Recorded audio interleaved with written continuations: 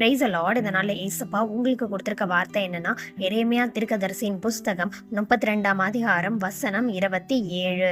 என்னாலே செய்யக்கூடாத அதிசயமான காரியம் ஒன்றுண்டோ. ஆமேன். இந்த கனமான வார்த்தை கொடுத்த ஏசப்பாக்கு நன்றி செலுத்துவோமா? இந்த வசனத்துல ஏசப்பா உங்களை பார்த்து ஒரு கேள்வி கேட்குறாங்க. என்னால செய்ய முடியாத காரியம் ஏதாவது இருக்கா அப்படின்னு சொல்லி கேள்வி கேட்குறாங்க.